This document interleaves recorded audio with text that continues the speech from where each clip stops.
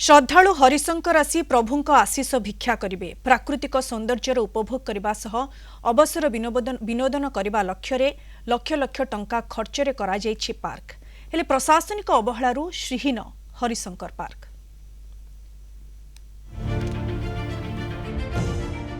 श्रीहीन Harishankar park प्रशासनिक अवहेलारू लक्ष्य उद्देश्य ठारू दूरे जाउछि पार्क।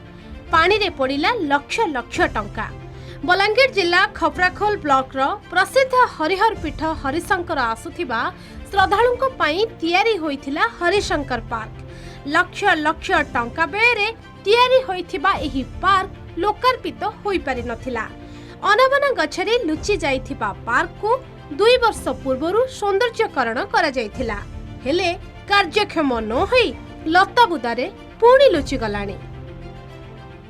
पार्कटा निश्चित भाव में माने 2 वर्ष तलू निर्माण सरी किंतु ताके हस्तांतर नहीं है बोली करी तार भितर दिवार विभिन्न जिनस गुड़ा सब भांगी रुची सब नष्ट हो गलान जेमती कि अति छुटिया माने चिल्ड्रेन पार्कटा करा टूरिज्म डिपार्टमेंट तरफ तार द्वारा जदि हो पार्थिता जेनता छुआ मैंने आउसन बाहर से मैंने इना आसिर खेली कूदी पार्थिते आउ पानी पानी व्यवस्था सबकि बहुत बढ़िया तार इंफ्रास्ट्रक्चर करा किंतु कौन कारण निश्चित भाव आम तो कमा प्रशासनिक अवहेला तार लगी आज माने लक्षाधिक टंका खर्चा होता पार्कटा सेंता माने अलिया आवर्जना हो पड़ी जहाँ तो ये लक पड़ी मु भीतर को जाइए देखिली डेईकी ये लोक मैंने ओपन डेफिकेशन करुँच जहाँ सबू सरकार द्वारा प्रशासनिक विभाग द्वारा जहाँ सबू पिलांई खेलना माने सुविधा जहाँ मनोरंजन जहाँ उन्नतिकर कार्य होता सब जराजीर्ण अवस्था पड़ी और वर्तमान से सब आप देखिए पड़ते पूरा भंगारुजा अवस्था अच्छी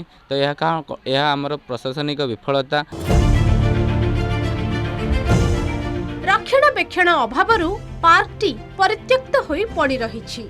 असामाजिक व्यक्तिंक आड्डा स्थल पालटिछि। पार्क रे विभिन्न सामग्री भांगी रुजी गलाणी। तेणे पाटणगढ़ उपजिलापाल कहिछंती पार्कटी शीघ्र मरामती होई लोकार्पित हबो। जो पर्पस पाई कि आमे आस्थिलु खपराखोल ब्लॉक अंडर रे किछिटा गाँव अच्छे से रिसर्च पाई आसलु कि आम रोचु ये हरिशंकर एसएमई पार्क रे जहाँ पाखे कि से चिल्ड्रेन्स पार्कटा अच्छी सेठू सर सेटा बनी पिलांकर रिक्रिएशन पाई खेलकूद पाई किंतु एजाएं सेटा उद्घाटन हेनी किंतु उद्घाटन हवा पूर्वर से बहुत जिनस खराब हो सारा जिनस सब खेलिया जगह भांगी रुजी जापर पिलांक खेलियार व्यवस्था भी एते भल नाई तापरे शुणा मिलूँ कि सेठी मद फद भी पीउछंती देखिले भी जना पड़ू कि माने गोटे भल व्यवस्था माने स्टार्ट हवा पूर्व ही खराब हो सारी। हरिशंकर गोटे पश्चिम ओडिशार तमने शैवपीठ जेनटा कि पुराण प्रसिद्ध है गंधमार्दन पहाड़ तले इे हरिशंकर आउ सियाड़े नरसिंहनाथ पापनाशिनी झरणा कूले कूले इे हरिशंकर अचन आउ सियाड़े तमने नरसिंहनाथ भगवान अचन निहाती भाव हरि आउ शंकर जेहेतु हरिशंकर रही बोले यहाँ विश्व प्रसिद्ध है जेनटा कि विश्व सारा विश्व एंता गोटे स्पॉट नाइन न इटा जदि कौन से अलग अंचल जदि थी डेवलपमेंट निहाती भाव बहुत सुंदर हो पाता बोली मुझे आशा करुचे।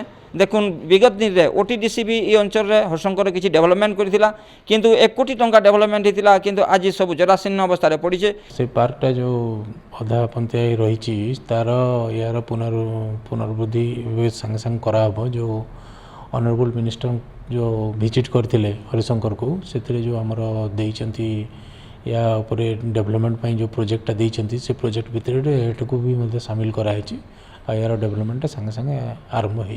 हरिशंकर को आसुवा पर्यटकों अवसर विनोदन करा जाइछि पार्क विभाग अवहेला हेतु दीर्घ दिन हम पार्क काम सरी जाइले लोकार्पित हो पारि नाही जहाँफल जराजीर्ण अवस्था पड़ी बेले असामाजिक व्यक्ति आड्डास्थली पलटि एप्रति प्रशासन टिके दृष्टि देवाई पर्यटक दाबी रखिंट।